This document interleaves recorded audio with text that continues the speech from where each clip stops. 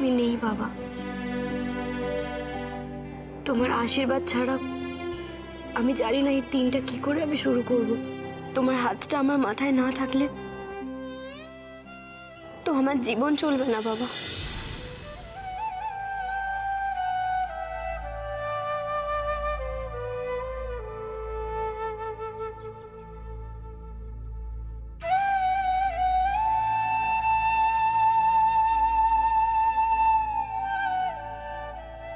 তোমার জন্য বাগান থেকে ফুল এনেছি।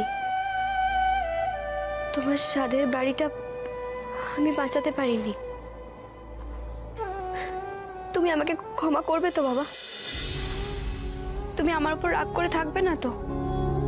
তবে উকিল বাবু কথা দিয়েছেন তোমার বাড়ি তোমারই থাকবে, কেউ নিতে পারবে না। তুমি শুধু আমাদের প্রাণ ভরে আশীর্বাদ করো যেন আমরা লড়ে বাড়িটাকে ফিরিয়ে আনতে পারি।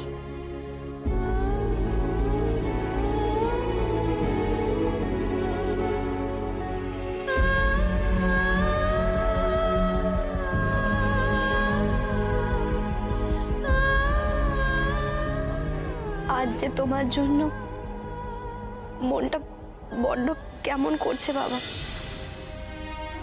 তুমি কেন চলে গেলে বলো? তোমার দিদিমাকে এরকম একা ফেলে কেন চলে গেলে বাবা?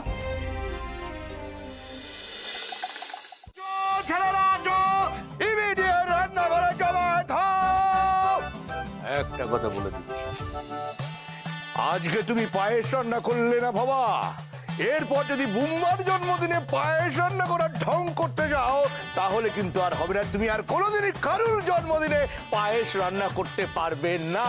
No no no no, we shall overcome someday. Oh deep in my heart. ভগবান, আমি কোথায় এলাম ঠাকুর? ও ঠাকুরজি, ঠাকুরজি, তুমি গুরুদেবের আশ্রম থেকে ফিরে এসো ঠাকুরজি। আমি বড় একলা হয়ে গেছি, আমাকে এই কুটবুদ্ধি গুলো দেওয়ার কোনো লোক নেই গো। তুমি ফিরে এসো ঠাকুরজি, আমি বড় একলা হয়ে গেলাম গো। পর্দা, আরে আমি বলি কি ইন্টারনেট থেকে রেসিপিটা দেখে নি, ঝামেলাটাই মিটে যাবে।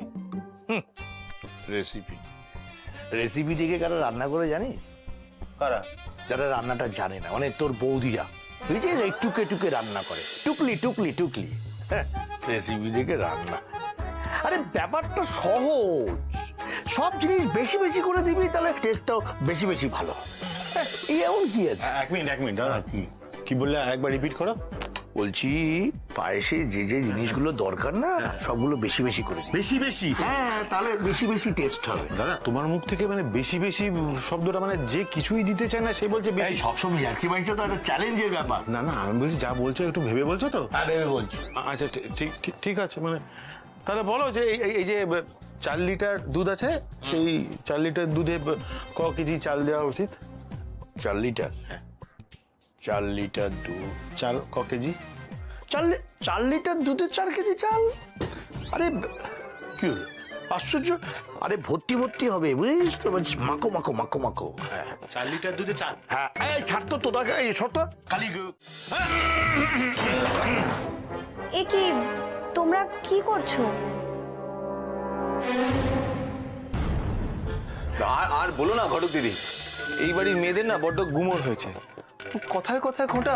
হ্যাঁ, আমরা নাকি ওদের ছাড়া চলতেই পারি না, বলো তো। এ বাবা, এইসব আবার কখন হলো? আমি তো কিছুই জানি না। এ বাবা, তুমি জানো না? ও কি করে জানবে? তুমি তো যখন ঘুমিয়েছিলে, কাল রাতে হয়েছে। শোনো, একটা কথা বলে দিচ্ছি, এই রান্নাঘরে এখন রান্না করব আমরা, ছেলেরা, মেয়েরা নয়। হ্যাঁ, মল্লিক বাড়ির মেয়েদের রান্নাঘর দখল করেছে ছেলেরা। পরিষ্কার? আচ্ছা বাবা বলো, আমি তো এসব কিছুই করিনি, আমি তো গুমরও দেখাইনি। আমি তোমাদের একটু সাহায্য করি? ক্ষমা করো মা, আর সাহায্য করতে হবে না। একবার সাহায্য করেছি, রান্না করেছিল, আমরা কেউ খেতে পারিনি। তুমি আর সাহায্য করো না কেন? হুম, ঠিক আছে, এসো।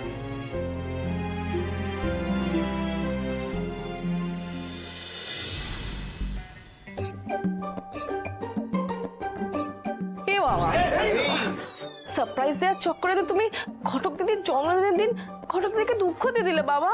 এ বাবা, বড় দিদি দুঃখ পেয়েছে?